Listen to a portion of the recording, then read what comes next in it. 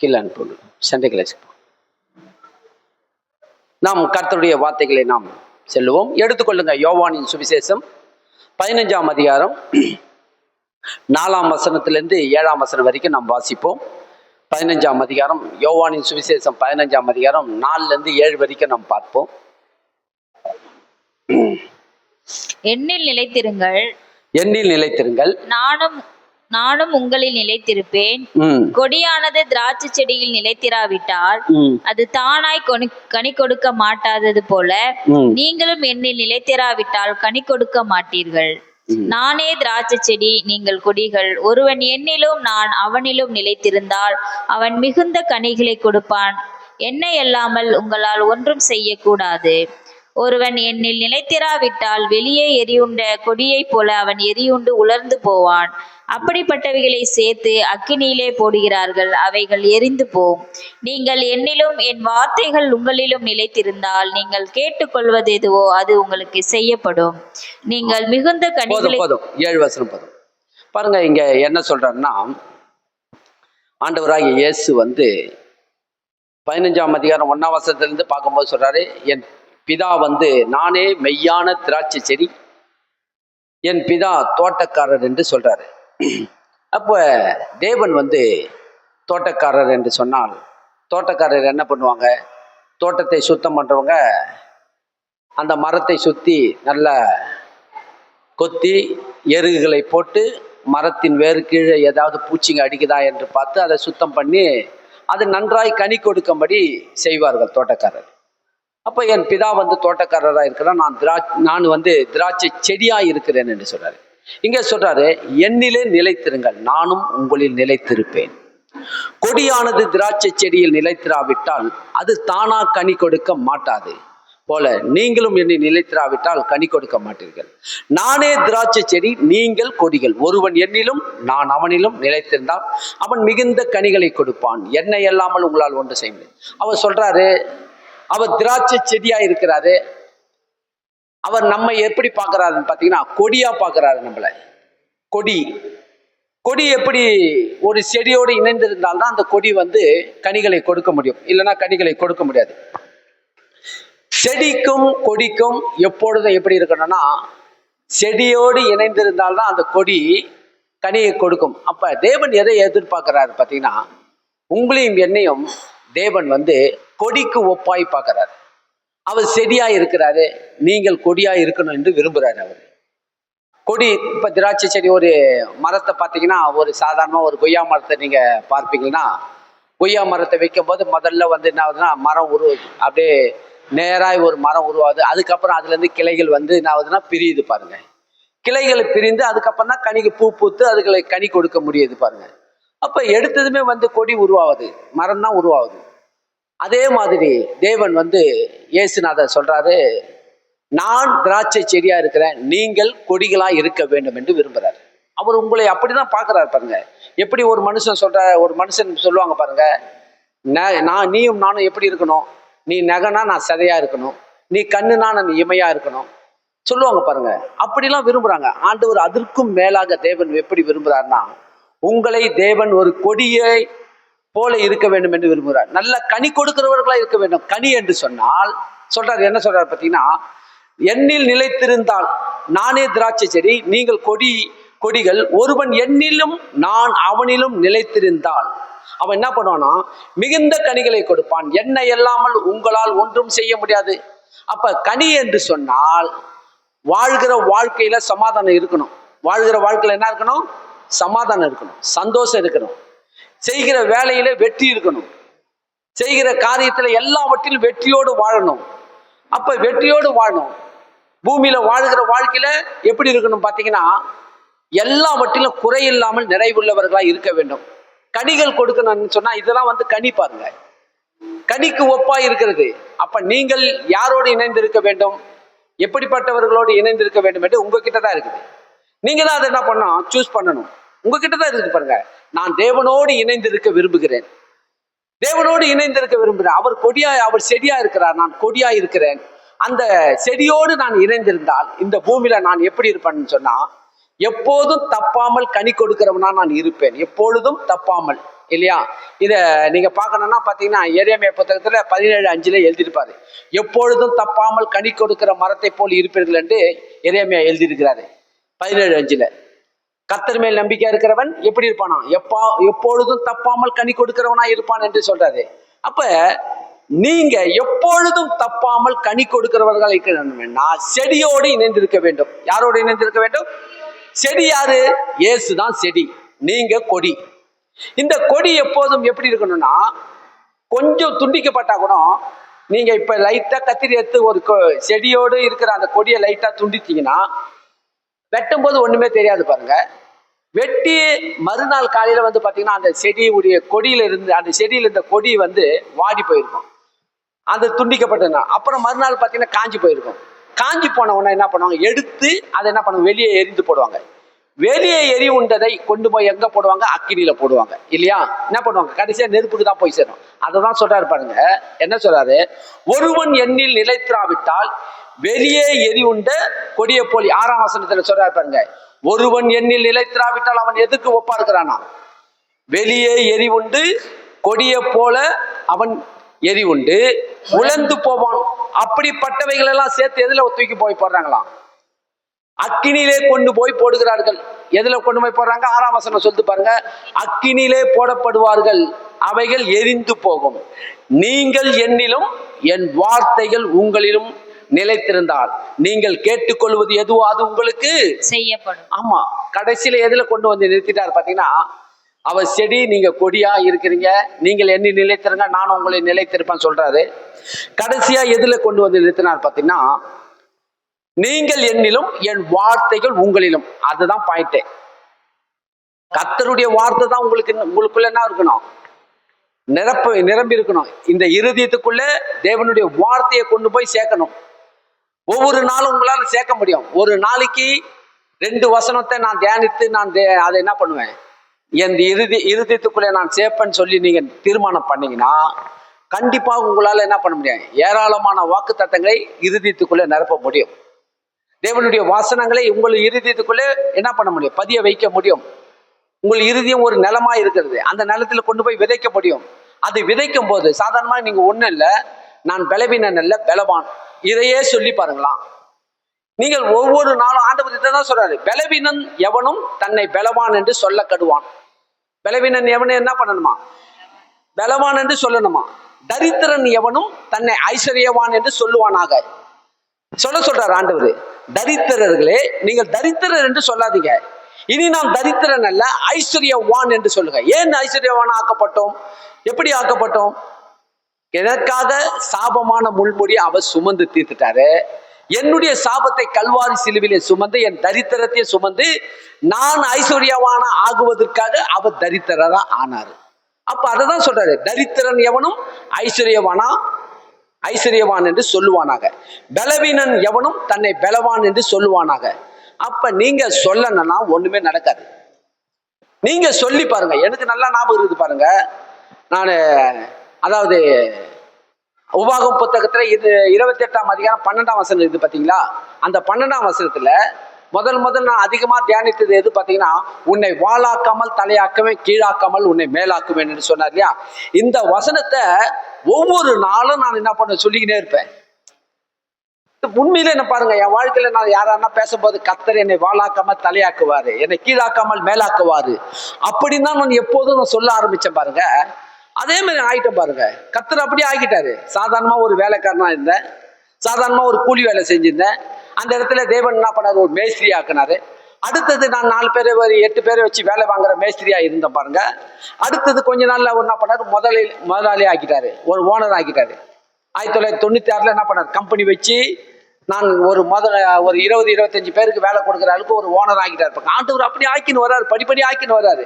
நான் முதல் இந்த வசனத்தை நான் அதிகமா தியானித்து இந்த வசனத்தை சொல்ல ஆரம்பிச்சேன். இதை சொல்ல என் வாழ்க்கையில மாறிக்கினே இருக்குது. என்னது மாறுது? நான் வாளா இல்லாம தலையாயிக்கின்னு வரேன். நடக்குது பாருங்க. ஏதோ ஒரு மேஜிக் பண்ணி, ஏதோ மந்திரம் பண்ணி, அது நான் மந்திரவாதியை பார்த்து ஏதோ பண்ண இல்ல பாருங்க. இந்த வசனத்தை உள்ள போட்டு அதை தான் நான் சொல்ல ஆரம்பிச்சேன். இந்த வசனம் சொல்லுவேன். அடுத்தது என்னை பலப்படுத்துற கிறிஸ்துனால எல்லாவற்றையும் செய்ய எனக்கு பலன் உண்டு, இந்த வசனத்தை சொல்லுவேன். பிலிப்பியர் 4:13 இருக்குது இல்லையா? பிலிப்பியர் 4:13 என்னை பலப்படுத்துகிற கிறிஸ்துவினால் எல்லாவற்றையும் செய்ய எனக்கு பலன் உண்டு. அந்த வார்த்தையை நான் அதிகமாய் சொல்ல ஆரம்பிச்சேன். அப்படியே பாருங்க, சோர்வுன்றதே இல்லை, சரீரத்துல சோர்வுன்றதே இல்லை. தேவனுடைய பலன் எனக்குள்ளே இறங்குது. பலன் என்று சொன்னால் அறிவு, புத்தி, ஞானம், விவேகம், தேவனுடைய அபிஷேகம் நமக்குள்ள வந்து அதை நடக்குது பாருங்க. இதுதான். அப்ப கர்த்தர் இதை தான் விரும்புறாரு. நீங்க கொடியா இருக்கணும்னா பெரிய சாதாரணமான கனி கொடுக்காத கொடியா இருக்கக்கூடாது, கனி கொடுக்கிற கொடியா இருக்கணும். அததான் தேவன் விரும்புகிறார். நீங்கள் மிகுந்த கனிகளை கொடுக்கணும்னா நீங்கள் என்னிலும் என் வார்த்தைகள் உங்களிலும் நிலைத்திருக்க வேண்டும். தேவன் விரும்புகிறாரு. அப்ப நீங்க உங்க சபைக்கு வரீங்க, கர்த்தர் கண்டிப்பா உங்களை குறித்து ஒரு பெரிய திட்டத்தை வச்சிருக்கிறாரு. ஆண்டவர் உங்களை கொண்டு ஒரு பெரிய காரியத்தை செய்ய விரும்புகிறாரு. நீங்க அதுக்கேத்த மாதிரி இடத்த கொடுக்கணும். நீங்க ஒண்ணும் பாத்தீங்கன்னா யூதாஸ் காரியத்தை எடுத்துங்க. யூதாஸ் காரியத்தை 12 சீசருங்க இருந்தாங்க இல்லையா? 12 சீசர்ல யூதாஸ் காரியத்து ஆண்டவர் அவனுக்கு பல முறை உணர்த்துறாரு. அவனை அந்த எண்ணத்துல இருந்து மாத்தத்துக்கு விரும்புறாரு. ஆனா அவன் இடம் கொடுக்க மாட்டான். எப்ப பார்த்தாலும் பணப்பைய திருடுகிறது எண்ணத்திலே தான் இருக்கிறான்.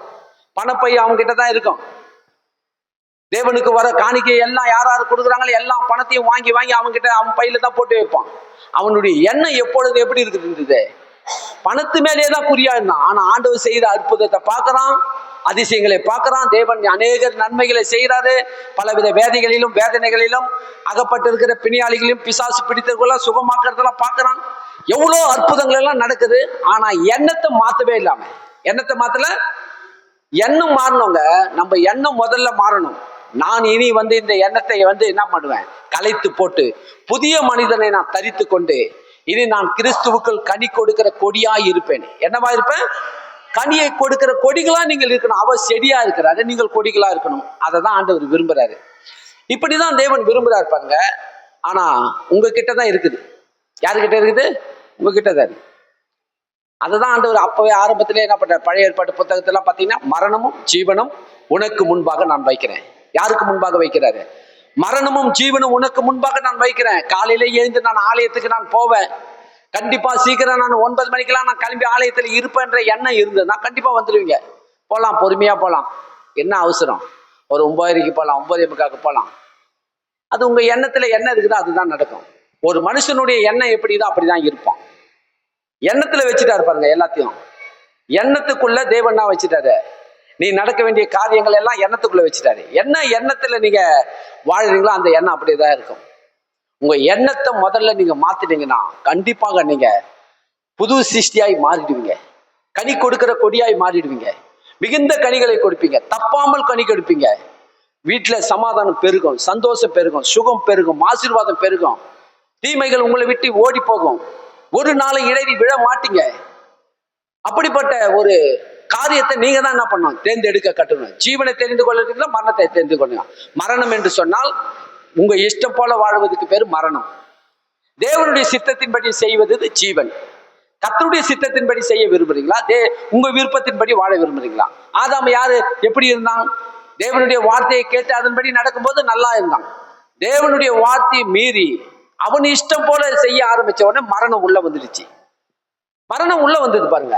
கர்த்தர் சொல்றாரு, இந்த தோட்டத்தின் விருட்சத்தின் கனியை புசிக்கும் நாளிலே சாகவே சாவா என்று கர்த்தர் கட்டளையிட்டாரு.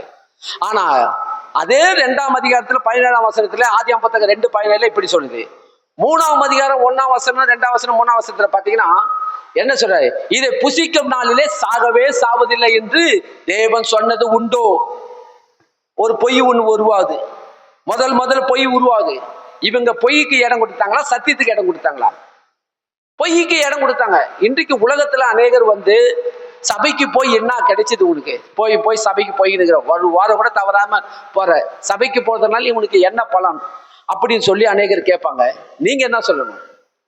அவங்க சொல்லுவாங்க, உங்கள் திசையை உங்க எண்ணத்தை மாத்தத்துக்காக என்ன பண்ணுவாங்க? போக வேண்டிய நீ கொஞ்சம் அப்படி இப்படி ஒரு வாரம் விட்டு ஒரு வாரம் வந்தாலும் அதை கூட தடை பண்றதுக்குன்னே வருவாங்க. போகாத அளவுக்கு நீங்க தான் என்ன பண்ண? இல்ல, அங்க போனாதான் என் இருதயம் சமாதானமா இருக்குது. என் ஆண்டவருடைய வார்த்தை என் உடலுக்கு ஆரோக்கியம், உள்ளே வாழ்கிற மனுஷனுக்கு சமாதானம் கிடைக்குது. அங்க போன உடனே கர்த்தர் எனக்குள்ள இருக்கிற எண்ணங்களை மாத்துக்கிறாரு. எனக்கு நல்லா தெரியும், நான் சபைக்கு போறதுனால நான் நல்லதை காண்பேன். நீங்க தான் சொல்லணும். ஆமா, அங்கேயும் போய் வீட்டுக்கு வீட்டு வாசப்படித்தாங்க, அங்க போய் ஒரு புரோஜனம் இல்லைன்னா அப்ப நீங்க சரியா கேட்கல, காது கொடுத்து கேட்கல. கர்த்தருடைய வார்த்தையை நீங்க கேட்கணும், அதன்படி நடக்கணும். உங்ககிட்ட தான் இருக்குது. உலகம் சொல்லும் இல்ல, நீங்க ஆண்டவர் அதெல்லாம் எல்லாருக்கும் செய்ய மாட்டாரு. ஒரு கண்ணுல வெண்ணெய் ஒரு கண்ணுல சுண்ணாம்பு வைக்கிறவரு பாருங்க. சில பேர் நல்லா இருக்கிறாங்க கிறிஸ்துவங்க, சில பேர் இப்படி இருக்கிற மாதிரி தான் இருக்கிறாங்க. இல்ல பாருங்க, ஆண்டவர் யாரையும் என்ன பண்றாரு, ஒரு கண்ணுல வெண்ணெய் ஒரு கண்ணுல சுண்ணாம்பு வைக்கிற தேவன் அல்ல. அவன் விசுவாசத்தின்படி அவனுக்கு ஆக கடவுது. யார் விசுவாசத்தின்படி? அவங்கவுங்க விசுவாசத்தின்படி தான். இப்ப 12 வருஷமா பெரும்பாடு உள்ள ஸ்திரீ இயேசுவை நெருக்கிக்கின்னு வராங்க. 1000 பேருக்கு மேல இயேசு கிட்ட நெருக்கின்னு இடிச்சுக்கின்னு வராங்க. அநேகர் இடிக்கின்னு வராங்க. எல்லாரும் இடிச்சு நெருக்கிறாங்க. யாருக்குமே என்ன பண்ணல, இயேசுடைய வல்லமை யாருக்கிட்டே யாருக்குமே போல. ஒருத்தருக்கு மட்டும் ஏன் போய் சேர்ந்தது? 12 வருஷமா பெரும்பாடு உள்ள ஸ்திரீ மட்டும் என்ன பண்ணுச்சு, அவளுக்கு மட்டும் இவரிடத்துல இருந்து வல்லமை புறப்பட்டுதான். அப்ப என்ன நடந்தது பாத்தீங்கன்னா, இவள் ஒருத்தர் மாத்திரம் தான் பண்ணலாம், இயேசுவின் வஸ்திரத்தை தொட்டாலாம் சுகமாவேன் என்று சொல்லி விசுவாசத்தோடு வந்தாள். விசுவாசத்தோடு இயேசுவின் வஸ்திரத்தை தொட்டா 1000 பேர் தொட்டுக்குன்னு இடிச்சுக்கின்னு வராங்க. அவங்களுக்கு எல்லாம் கிடைக்காத வல்லமை இவளுக்கு மட்டும் ஏன் வல்லமை கிடைச்சு? அப்ப ஆண்டவர் மேல குற்றமா? ஆண்டவர் எல்லாருக்கும் வல்லமை அனுப்பக்கூடாது இல்ல. பாருங்க, உள்ளவன் எவனோ அவனுக்கு தான் கொடுப்பாராம், இல்லாதவன் இடத்திலையும் இருக்கிறதை எடுட்டாரு. உனக்குள்ள விசுவாசம் இருந்துக்குது, என் கர்த்தர் இவர் தான் மெய்யான தெய்வம், இவர்தான் என் ரட்சகர், இவர்தான் என் மீட்பர், இவர்தான் என் பாவத்தை சுமத்து தீர்க்க தேவ ஆட்டுக்குட்டி ஆனவர் என்று யார் விசுவாசிக்கிறான்னு அவனுக்கு தான் கொடுப்பாரு. உனக்கு விசுவாசமே இல்லை, அவர் சாதாரண ஒரு மனுஷன், அவரும் எல்லாரும் போல அவரும் ஒரு மனுஷன் என்று சொல்லி எல்லாரும் இன்னைக்கு உலகத்துல சொல்லிக்கிட்டு இருக்கிறாங்க ஆண்டவர் ஆகிய இயேசுவை. அப்ப அவங்களுக்கு எல்லாம் கொடுத்துருவார் ஆண்டவர். சொல்லுங்க, ஆசீர்வாதத்தையும் அப்புறம் வல்லமையும் அவங்களுக்கு அனுப்புங்க. யாரு விசுவாசிக்கிறீங்களோ, எனக்காக கல்வாரி சிலுவையில் இவர் அடிக்கப்பட்டார், எனக்காக இவர் நொறுக்கப்பட்டார், எனக்கு சமாதானத்தை உண்டு பண்ண மாக்கினை இவர் ஏற்றுக்கொண்டார் என்று சொல்லி யார் விசுவாசிக்கிறாங்க அவங்களுக்கு தான் தேவன் என்ன பண்றாரு, அவர் அற்புதம் செய்கிறார். தேவன் அவங்களுக்கு தான் என்ன பண்றாரு, நினைப்பதற்கும் வேண்டிக் கொள்வதற்கும் அதிகமாக அவங்களுக்கு தான் கொடுக்கிறாரு. இதுதான் சத்தியம். அப்ப நீங்க சபைக்கு வருகிற நீங்க வேண்டா வெறுப்பா வரவங்களும் உண்டு, விசுவாசத்தோடு வரவங்களும் உண்டு. நீங்க வேண்டா வெறுப்பா வரீங்களா, விசுவாசமா வரீங்களா? யாரையும் நான் குற்றப்படுத்த நான் அல்ல, இது கர்த்தர் அறிவார். யார் அறிவாரு? ஆமா, விசுவாசத்தோடு வந்திருப்பீங்கன்னா கண்டிப்பாக நீங்க கனி கொடுக்கிற கொடியா இருப்பீங்க. நீங்க வேண்டா வெறுப்பா வந்திருப்பீங்கன்னா கண்டிப்பா ஒரு காலமும் உங்களால கனி கொடுக்க முடியாது. நான் அல்லங்க, இதுக்கு ஆதாரம் கர்த்தர். இதை ஆண்டவர் தான் என்ன பண்றாரு, பாக்குறாரு, அதுக்கேற்ற பலனை கொடுக்குறாரு. இப்ப நம்ம பழைய ஏற்பாட்டு காலத்துல வாங்க, உங்களுக்கு அங்க சில காரியத்தை காட்டுறேன், அப்ப உங்களுக்கு நல்லா புரியும். பாருங்க, கர்த்தர் எவ்வளவுதான் ஆண்டவர் நன்மை செய்தோம், எவ்வளோ இவங்க கண் பார்வையிலே தேவன் அற்புதங்களும் அதிசயங்களை செய்யறாரு. எப்படியாவது இவங்களை என்ன பண்றாரு, தன்னோடு இணைத்துக் கொள்ளும்படி தேவன் விரும்புகிறாரு. எப்படி இங்க சொல்றாரு, நீங்கள் என்னில் நிலைத்திருங்க நானும் உங்களை நிலைத்திருப்பேன். எப்படி சொல்றாரு ஆண்டவர்? இந்த இஸ்ரவேல் ஜனங்களை எப்படியாவது தம்மோடு இணைத்து இவங்களை என்ன பண்ணணும், பழுக பண்ணணும், பெருக பண்ணணும், பூமியை நிரப்ப பண்ணணும், இந்த பூமியில இவங்க ஆசீர்வாதமா இருக்கணும்னு சொல்லி கர்த்தர் விரும்புறாரு. ஆனா இந்த ஜனங்களுடைய விருப்பம் எப்படி இருக்குன்றத கொஞ்சம் பாருங்களா. நீங்க பாத்தீங்கன்னா நல்லா தெரிஞ்சுப்பீங்க. எடுத்துக்கொள்ளுங்க, யாத்திராகமம் புத்தகம் 14ஆம் அதிகாரத்துக்கு வாங்க. யாத்திராகமம் புத்தகம் 15ஆம் அதிகாரத்துக்கு வாங்க. 15, யாத்திராகமம் புத்தகம் 15.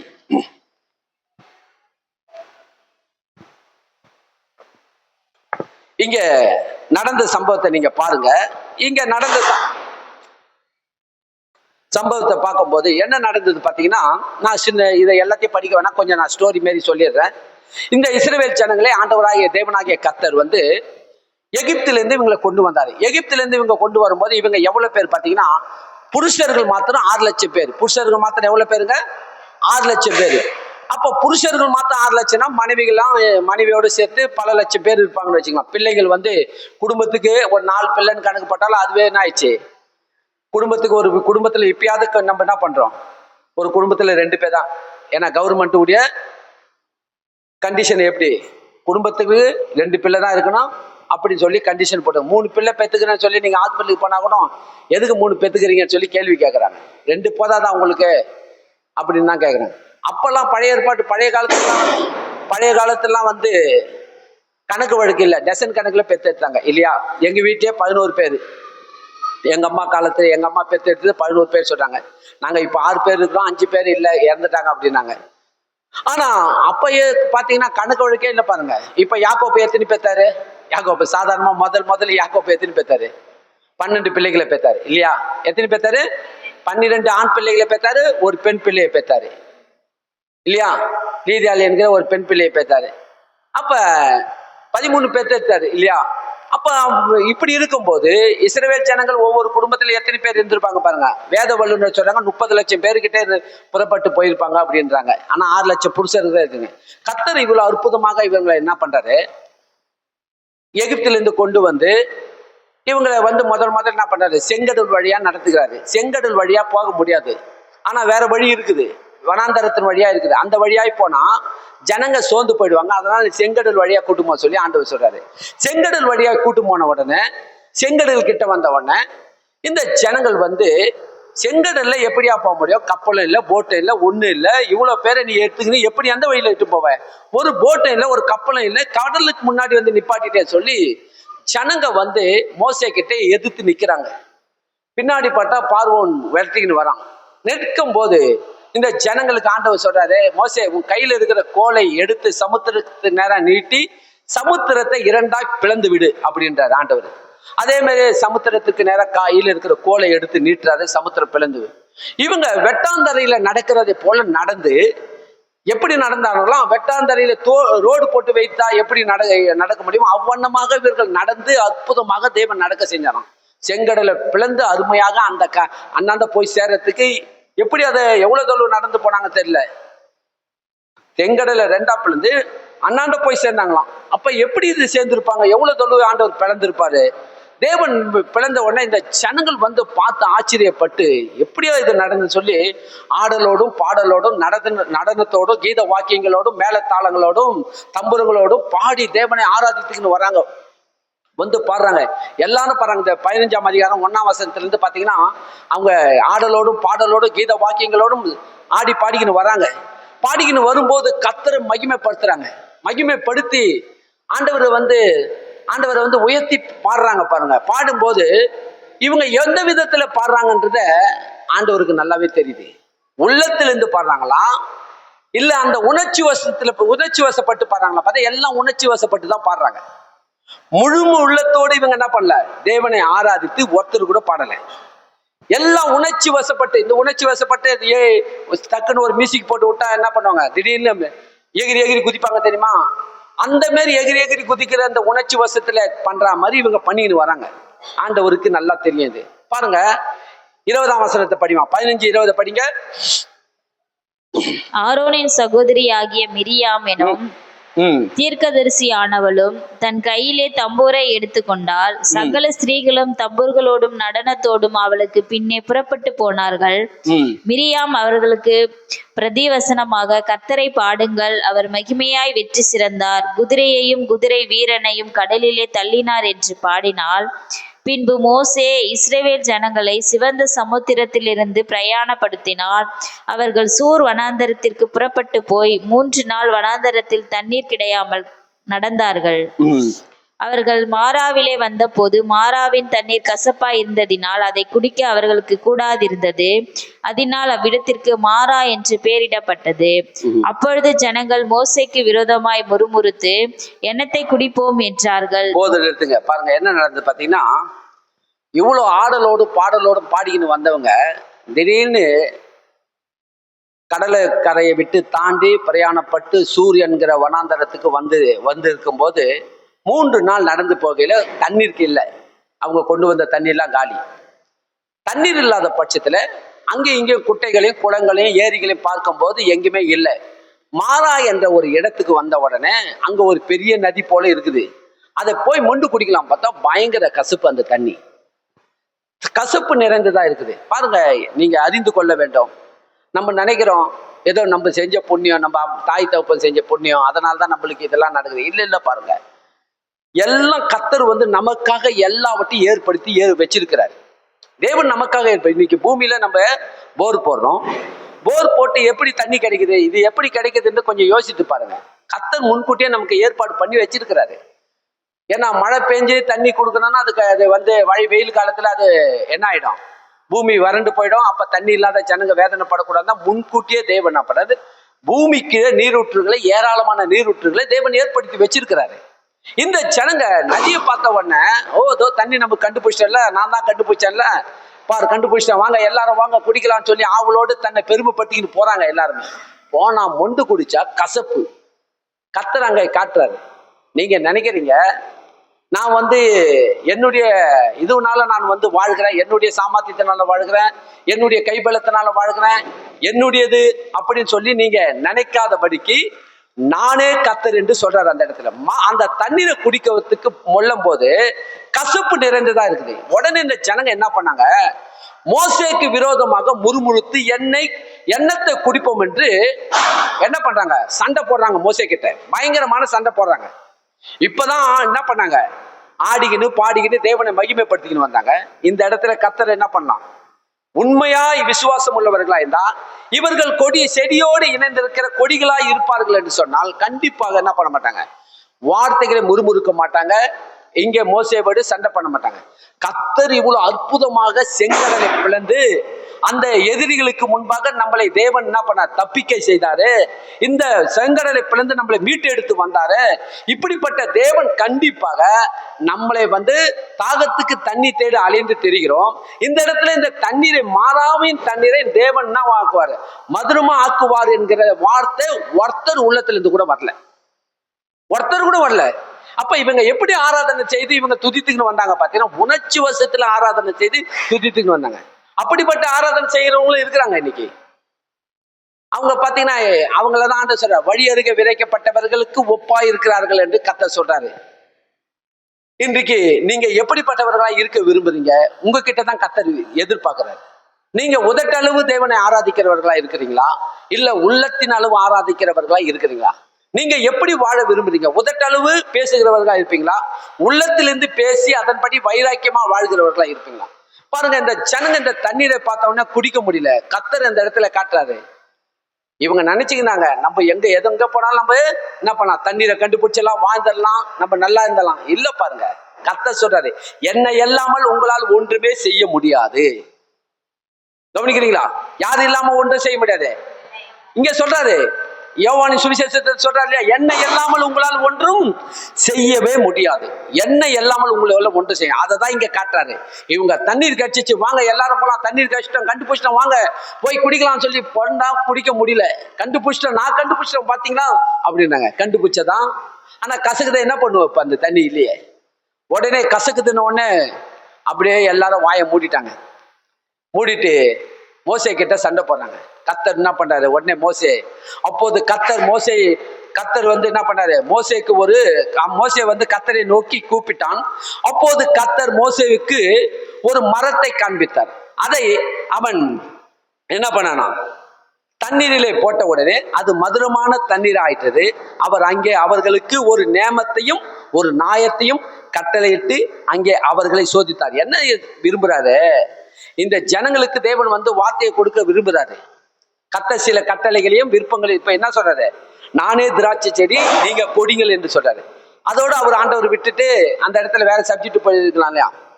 நீங்கள் என்னிலும் நான் உங்களிலும் நிலைத்திருந்தால் நீங்கள் கேட்டுக்கொள்வது எதுவோ அதை செய்வேன் சொல்லிட்டு அப்புறம் என்ன சொல்றாரு, என் வார்த்தையை இல்லையா, நீங்கள் என்னிலும் என் வார்த்தைகள் உங்களிலும் நிலைத்திருக்கணும் சொல்லி விரும்புறாரு. இந்த தேவன் வந்து அதை தான் விரும்புறாரு. இங்க வந்து நேமத்தை கொடுக்கிறாரு, கட்டளையை கொடுக்கிறாரு. இந்த ஜனங்களுக்கு என்னத்தை கொடுக்கிறாரு பாத்தீங்கன்னா, சில காரியத்தை நான் காட்டுறேன் பாருங்க. நீ உன் தேவனாகிய கர்த்தரின் சத்தத்தை கவனமாய் கேட்டு அவர் பார்வைக்கு செம்மையானவைகளை செய்து அவர் கட்டளைகளுக்கு செவி கொடுத்து அவருடைய நேமங்களை யாவையும் கை கொண்டாள். நான் எகிப்திற்கு வரப்பண்ணின வேதிகள் ஒன்றும் உனக்கு வரப்பண்ணேன், நானே உன் பரிகாரியாகிய கர்த்தர். யாருங்க பரிகாரி? இவர்தான். தாகமா இருக்கிறீங்களா, தாகத்தை தீர்க்கிற ஜீவ நதி இவர் தான். பலவீனமா இருக்கிறீங்களா, பலனை கொடுக்கிறவர் இவர் தான். சோர்ந்து போயிருக்கிறீங்களா, சோர்ந்து போகிறவருக்கு சத்துவத்தை கொடுக்கிறது இவர் தான். விசுவாசிக்கிறீங்களா? தரித்திரரா இருக்கிறீங்களா, தரித்திரரா இருக்கிற உங்களை ஐஸ்வர்யவானாய் ஆக்குறதை இவர் தான். அததான் சொல்றாரு, நான் தான் உங்கள் பரிகாரியாகிய கர்த்தர், என் மேல உங்கள் நம்பிக்கை வைங்க, என் கட்டளைகளையும் என் நியமங்களையும் கை கொள்ளுங்கள் என்று சொல்லி கர்த்தர் சொல்றாரு. அந்த மரத்தை தூக்கி அதுல போட்ட உடனே அந்த தண்ணீர் எதுக்கு ஒப்பாயிடுச்சுன்னா மதுரத்திற்கு ஒப்பாயிடுச்சான் அந்த தண்ணீர். எப்படி நடந்தது? இதுதான் ஆண்டவர் சொல்றாரு, நான் தான் எல்லாத்துக்கும் ஆதாரங்க, என்ன நம்புகின்றார் ஆண்டவர். நான் தான் எல்லாத்துக்கும் ஆதாரம். நீ அங்கே இங்கே போயிட்டு நான் இதை பண்ணிடுவேன், நான் அதை பண்ணிடுவேன், இதை செஞ்சிடுவேன், அவனை பிடிச்சி அதை பண்ணிடுவேன், இவனை பிடிச்சி இதை பண்ணிடுவேன், தயவு செய்து அப்படிப்பட்ட எண்ணத்தை தூக்கி போடுங்க உங்க உள்ளத்துல இருந்து. அது வேண்டாம். ஏனென்று சொன்னால் உங்களுக்குள்ளே ஒருவர் இருக்கிறார், உங்கள் பரிகாரியாகிய கர்த்தர் ஒருவர் இருக்கிறார், உங்களுக்காக யாவையும் செய்து முடிக்கிற தேவன் உங்களுக்குள்ள இருக்கிறார். பாருங்க, ஆண்டவர் அதை காமிக்கிறாரு. நீங்க நாங்க இவ்வளவு மெஜாரிட்டி, இவ்வளவு பேர் இருக்கிறோம், நாங்க என்ன வேணாலும் செய்வோம் இல்ல. பாருங்க, எத்தனை பேர் இருந்தாலும் சரி, ஆனா கர்த்தர் கூட இருக்கணும் எல்லாவற்றிலும். பின்பு என்ன நடந்தது பாத்தீங்கன்னா, இந்த ஜனங்க ஆண்டவர் அந்த இடத்துல சொல்றாரு, நானே உங்கள் பரிகாரியாகிய கர்த்தர் என்றார்.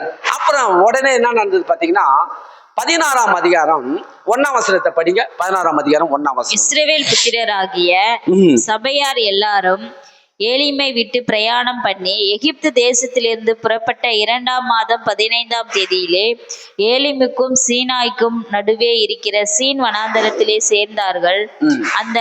அந்த வனாந்தரத்திலே இஸ்ரவேல் புத்திரராகிய சபையார் எல்லாரும் மோசேக்கும் ஆரோனுக்கும் விரோதமாக முறுமுறுத்து, நாங்கள் இறைச்சி பாத்திரங்கள் அண்டையிலே உட்கார்ந்து அப்பத்தை திருப்தியாக சாப்பிட்ட எகிப்து தேசத்திலே கர்த்தரின் கையால் செத்து போனோமானால் தாவிலை இந்த கூட்டம் முழுவதையும் பட்டினியினால் கொல்லும்படி நீங்கள் எங்களை புறப்பட பண்ணி இந்த வனாந்தரத்திலே அழைத்து வந்தீர்களே என்று அவர்களிடத்தில் சொன்னார்கள். போதும் பாருங்க, அடுத்தது என்ன நடந்தது பாத்தீங்கன்னா, இவங்க சேர்ந்து 2 மாசம் ஆயிடுச்சு. கரெக்டா 2 மாசம் ஆகுது. கரெக்ட், இங்க போட்டுக்கிது பாருங்க, 2 மாதம் ஆகிய 2ஆம் மாதம் 15ஆம் தேதியிலே சேர்ந்தார்கள் என்று. சேர்ந்து அடுத்தது கொஞ்ச நாள்ல மறுபடியும் இவங்களுடைய புத்தியை காமிக்க ஆரம்பிச்சுட்டாங்க. பாருங்க, இந்த ஜனங்கள் வனாந்தரத்தில் இஸ்ரவேல் புத்திரராகிய சபையார் எல்லோரும் மோசேக்கும் ஆரோனுக்கும் விரோதமாக முறுமுறுத்து, நாங்கள் இறைச்சியை பாத்திரங்கள் அண்டையிலே உட்கார்ந்து அப்ப திருப்தியாக சாப்பிட்டு எகிப்து தேசத்திலே கர்த்தரின் கையால் செத்து போகுமானால் தவிதை இந்த கூட்டம் முழுவதையும் பட்டினியினாலே கொல்லும்படி நீங்கள் எங்களை புறப்பட பண்ணின இந்த வனாந்தரத்திலே அழைத்து வந்தீர்களா என்று அவரிடத்திலே கேட்டார்கள். பாருங்க, என்ன ஆயிடுச்சு பாத்தீங்கன்னா, இந்த ஜனங்க எல்லாரும், நாங்க எல்லாரும் பட்டினினால சாகிறோம், எங்களுக்கு ஆகாரம் கொடுக்கும்படி நாங்கள் எகிப்திலே இருந்தா நல்லா இருந்திருப்போமே, எகிப்தில இருந்து எங்களை இங்க கொண்டு இந்த வனாந்தரத்துல எங்களுக்கு இறைச்சி இல்லாமல் எங்களை சாகடிக்கிறதுக்காக வந்த கர்த்தர் கையில எங்களை சாகடிக்கிறதுக்காக கொண்டு வந்தீங்கன்னு எல்லாரும் முறுமுறுத்து மோசேக்கும் ஆரோனுக்கும் விரோதமாக முறுமுறுத்தார்கள். கர்த்தர் இதை கேட்டுட்டு வந்துட்டார். கர்த்தர் வந்துட்டார். இந்த ஜனங்களுக்கு ஆண்டவர் சொல்றாரு, சரி இந்த ஜனங்கள் எவ்வளவு சொன்னாலும் இவங்களுக்குள்ள ஆண்டவர் என்ன விரும்புறாரு பாத்தீங்கன்னா, இவர்களை எப்படியாவது இவர்களோடு இணைத்து கனி கொடுக்கிற கொடிகளை போல ஆக்கணும்னு சொல்லி தேவன் விரும்புறாரு. இவங்க யாருமே அந்த இது என்ன பண்ண இடம் கொடுக்கறதே இல்லை. நம்ம கடைசியில பார்த்தோம், இந்த இவங்களுடைய ரிசல்ட்டை நம்ம பார்க்கும்போது இவங்க எல்லாரும் கர்த்தர் இடத்துல சேர்க்கப்பட்டார்களா? யாருமே சேரவே இல்லை.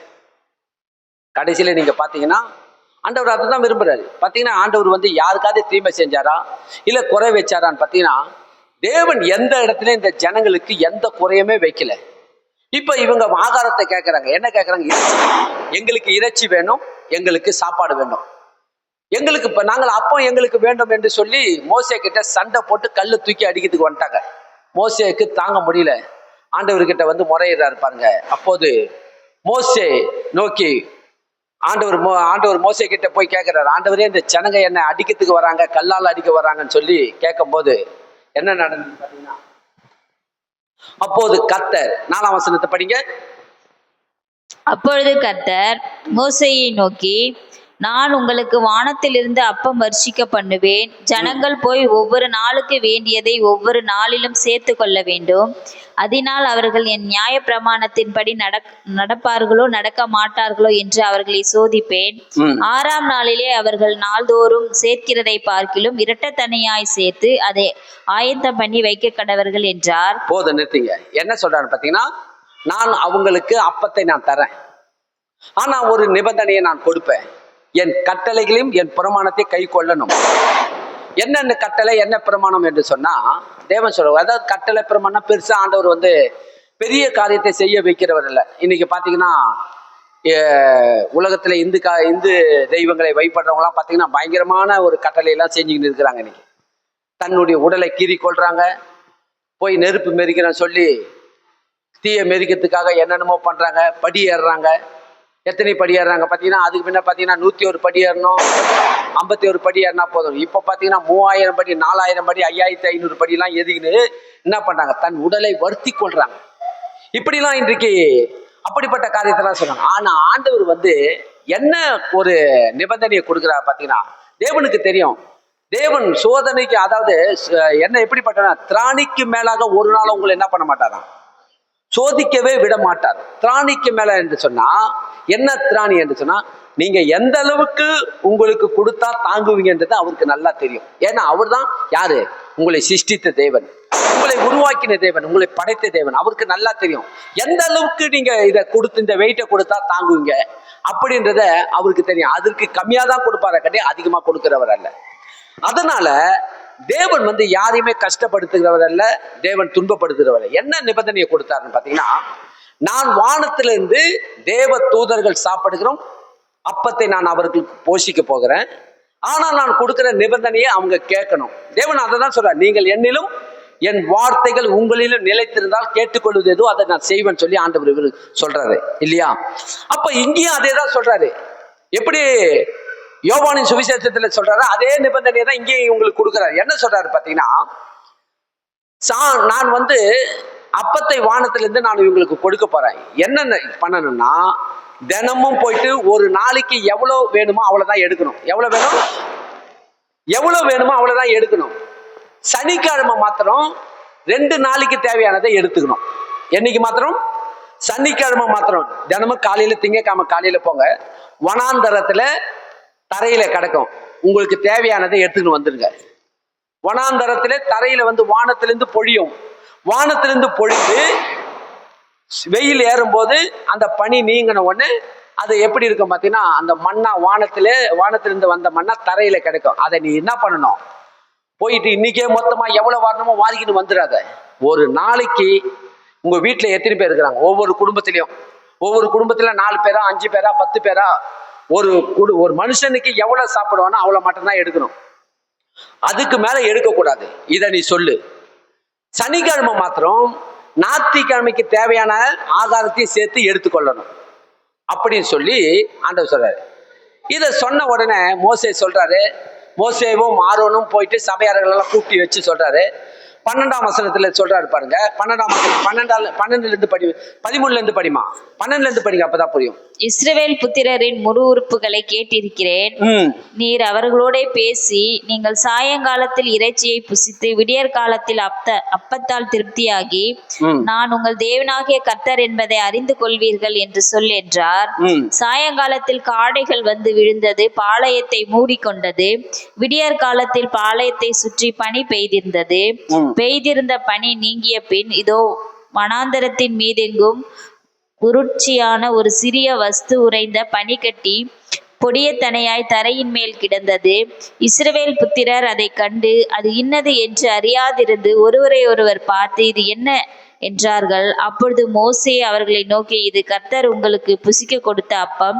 கர்த்தர் கட்டளையிடுகிறது என்னவென்றால், அவரவர் புசிக்கும் அளவுக்கு தக்கதாக அதில் எடுத்து சேர்க்க கடவீர்கள். உங்களில் உள்ள ஆத்துமாக்களின் இலக்கத்தின்படி அவனவன் தன் தன் கூடாரத்தில் இருக்கிறவர்களுக்காக தலைக்கு ஒரு ஓமர் அளவு எடுத்துக்கொள்ள கடவன் என்றான்.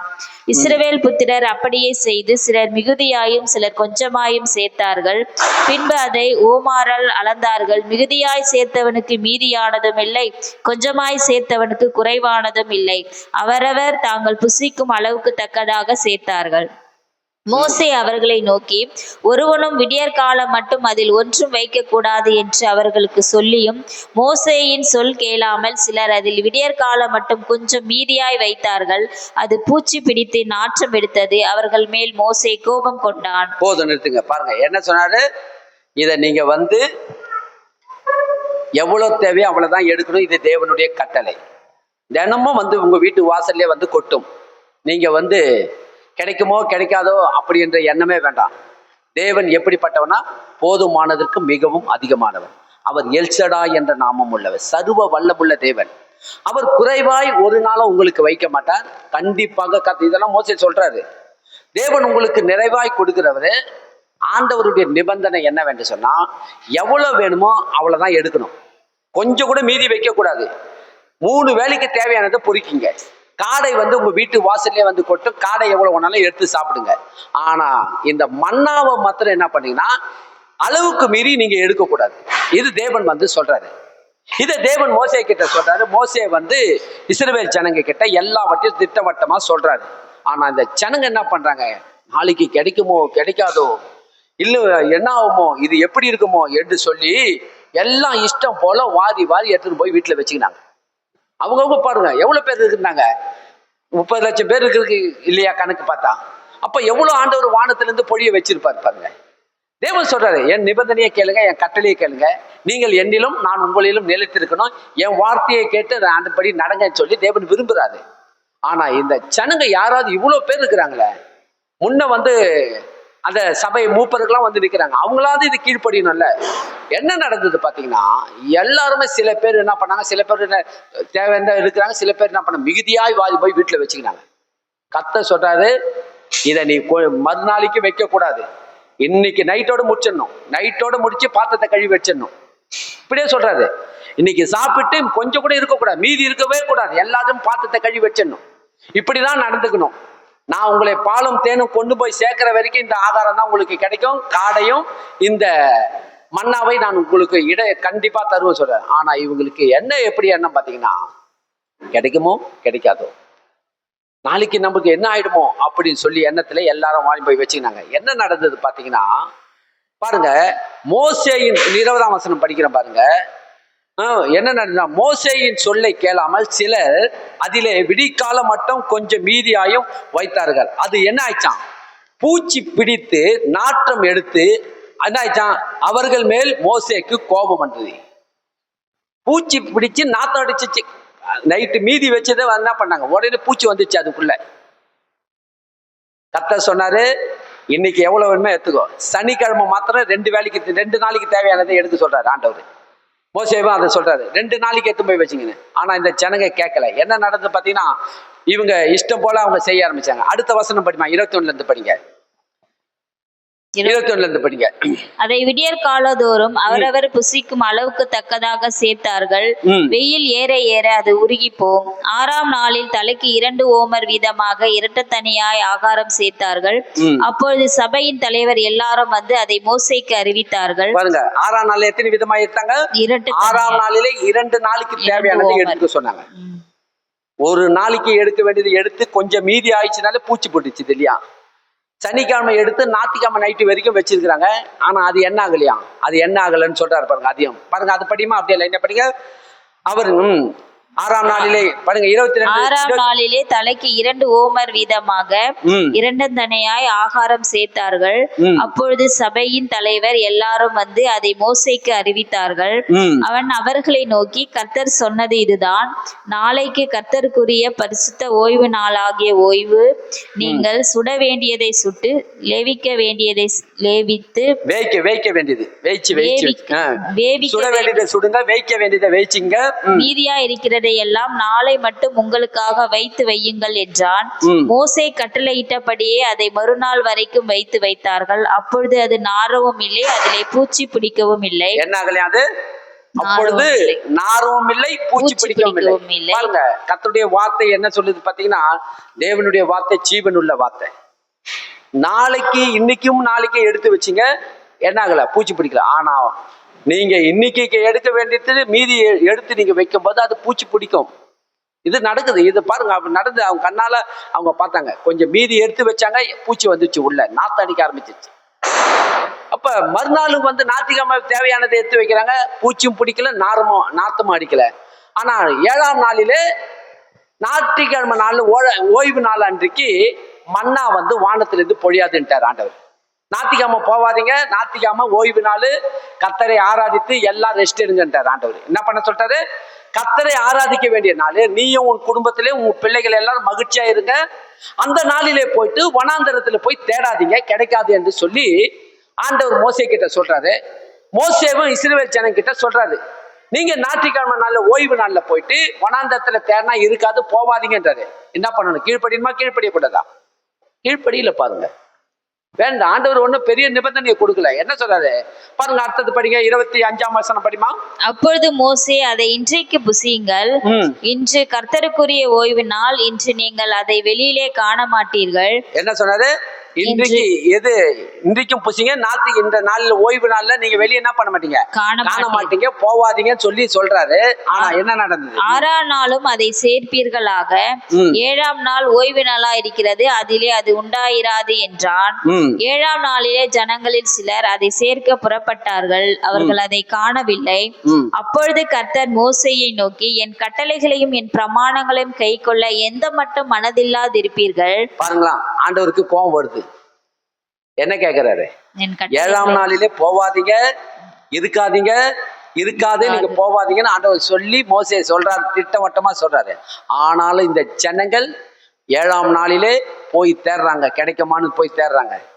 தேடி கிடைக்கலன்னு வந்து இந்த மோசே அறிவிக்கப்பட்டவன கர்த்தரே வந்து சொல்றாரு, இந்த ஜனங்கள் எப்படி இருக்கிறாங்க, ஒரு நாளும் என்ன பண்றதில்ல, கீழ்ப்படிவதே இல்லையே, என் வார்த்தையை கை கொள்றதே இல்லையே, எந்த மட்டும் இந்த ஜனங்கள் என்னை வேதனைப்படுத்துவாங்க. ஆண்டவர் சொல்றாரு பாருங்க, அப்போது மோசேயை நோக்கி, என் கட்டளைகளையும் என் பிரமாணங்களையும் கை கொள்ள எந்த மட்டும் மனதில்லாத இருப்பார்கள் என்று தேவன் வேதனைப்படுறாரு. அதுதான் இன்றைக்கு ஆண்டவர் சொல்றாரு.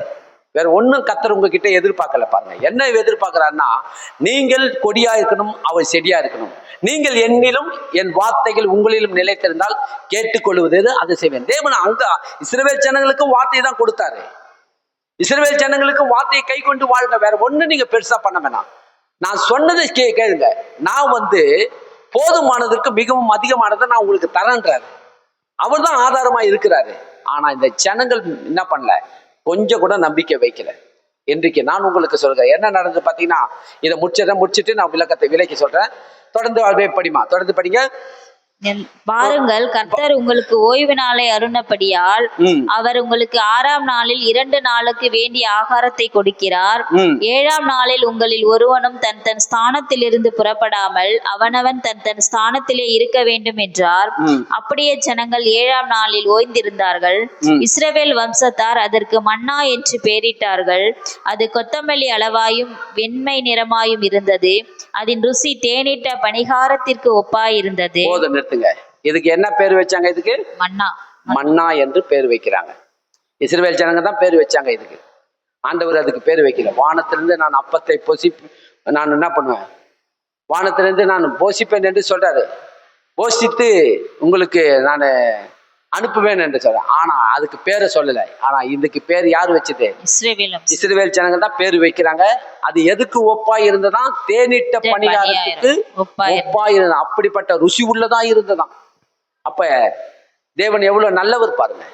நல்லதை கொடுத்தாரா, கெட்டதை கொடுத்தாரா? நல்லது. தேவன் அந்த அளவுக்கு நேசிக்கிறார் நம்மள. அவர் வந்து ஏதாவது தின்னு வயிற்று ரொப்பிக்கின்னு ஏதோ வாழ்ந்துட்டு போங்க அப்படி சொல்லலாம். எதற்கு ஒப்பாய் இருந்தது அந்த ஆகாரம்? தேனிட்ட பணிகாரத்துக்கு ஒப்பாய் இருந்தது, ருசி உள்ளதா இருந்தது, நல்லதை கொடுத்தாரு. காடைகளை வந்து என்ன பண்ணலாம், வீட்டிலே வந்து வீட்டு வாசலாலே வந்து சாயங்காலத்துல வந்து வீந்துரும். சாயங்காலத்துல எவ்வளவு வேணுமோ பொறுக்கி எடுத்துங்க, காடை எவ்வளவு வேணும்னு எடுத்துங்க. ஆனா மன்னாவை மட்டும் என்ன பண்ணாதீங்க, ஒரு நாளைக்கு எவ்வளவோ அவ்வளவு மட்டும் நீங்க என்ன பண்ண எடுத்து நீங்க அதை புசிக்க வேண்டும். ஓய்வு நாளுக்கு தேவையானது சனிக்கிழமை எடுத்துக்கணும். ஓய்வு நாள்ல போய் தேடாதீங்க. ஆனா இந்த ஜனங்க என்ன பண்ணல, கீழ்ப்படியில. நாளைக்கு கிடைக்குமோ கிடைக்காதோ, என்ன ஆகுமோ, நம்ம குடும்பத்துக்கு தேவையானதை இன்னைக்கே எடுத்துக்கலாம். நான் உங்களுக்கு சொல்றேன், நாளைய தினத்தை குறித்து கவலைப்படாதுன்னு கர்த்தர் சொல்றாரு. என்ன சொல்றாரு? மத்திய சுவிசேஷத்துல சொல்றாரு. மத்திய சுவிசேஷம் 6ஆம் அதிகாரம் கடைசி 34ஆம் வசனத்தில் சொல்றாரு, நாளைய தினத்தை குறித்து நீங்கள் கவலைப்பட வேண்டாம், நாளைய தினம் என்னுடையது என்று சொல்றாரு. அப்ப நான் உங்களுக்கு சொல்றேன், நீங்கள் ஆராதிக்கிற தேவன் உங்களோடு இருக்கிறார். எதை குறித்து கவலைப்படாதீங்க. நீங்க கவலைப்பட வேண்டிய அவசியம் இல்லை. அவர் கண்டிப்பாக, அவர் மேல நீங்கள் நம்பிக்கையா இருந்து நீங்கள் கொடியா இருக்கணும், அவர் செடியா இருக்கணும். நீங்கள் வந்து அவருடைய வார்த்தையில எப்படி இருக்கணும்னா, அவர் உங்களிலும் நீர் அவரிலும் நிலைத்திருக்கும் போது நீங்கள் மிகுந்த கனிகளாய் கொடுக்கிறவர்களாய் இருப்பீர்கள். இதுதான் சத்தியம். சபைக்கு வருகிற உங்களுக்கு நான் சொல்லுகிறேன், கர்த்தருடைய வார்த்தையில வளருங்க, தேவனுக்கு இடம் கொடுங்க. ஆண்டவர் மெய்யாகவே என் குடும்பத்தை போஷிப்பார், என் குடும்பத்தை நடத்துவார். நான் ஒரு நாளை யாரிடத்துல கையேந்தி நிற்க மாட்டேன். கர்த்தர் ஒரு நாளை என்னை கைவிட மாட்டார். அவர் சொன்னபடியே எனக்கு செய்வார். அவர் எனக்கு தெரியும், அவரை பத்தி தெரியும். கண்டிப்பாக என் வாழ்வை அவர் கையில நான் ஒப்பு கொடுக்கிறேன். அவரே எனக்கு எல்லாவற்றிலும் கூட இருந்து 1 30 60 100 எனக்கு பலன் கொடுக்கும்படி நான் அவரிலே மிகுந்த எப்படி இருப்பேன், மிகுந்த கனி கொடுக்கிற கொடியா இருப்பேன் என்று அப்படிப்பட்ட எண்ணத்துக்குள்ள நீங்க வாங்க. விசுவாசிக்கிறீங்களா? கர்த்தரை ஆசீர்வதிப்பார், நடத்துவார். சோர்ந்து போவாதீங்க. எல்லாரும் நம்ம எழுந்திருப்போம். தேவனுக்கு மகிமை உண்டாகட்டும்.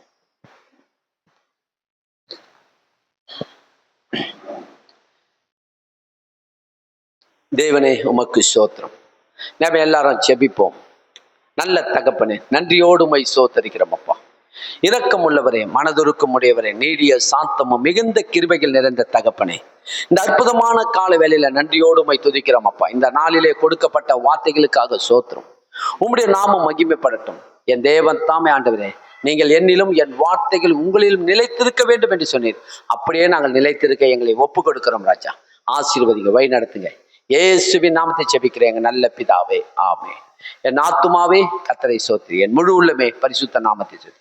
என் ஆத்துமாவே கர்த்தரை ஸ்தோத்திரி. கர்த்தர் செய்த சகல உபகாரங்களை மறவாதே. கர்த்தராகிய இயேசு கிறிஸ்துவின் கிருபையும் பிதாவாகிய தேவனுடைய அன்பும் பரிசுத்த ஆவியானுடைய ஐக்கியமும் சமாதானமும் சந்தோஷமும் நம் சபையார் அனைவரோடு கூட இருப்பாராக. ஆமென். ஒருவரை ஒருவர் கை கொடுத்து நீங்கள் தேவனுடைய வார்த்தையில நிலைத்திருங்கள் என்று சொல்லுங்க.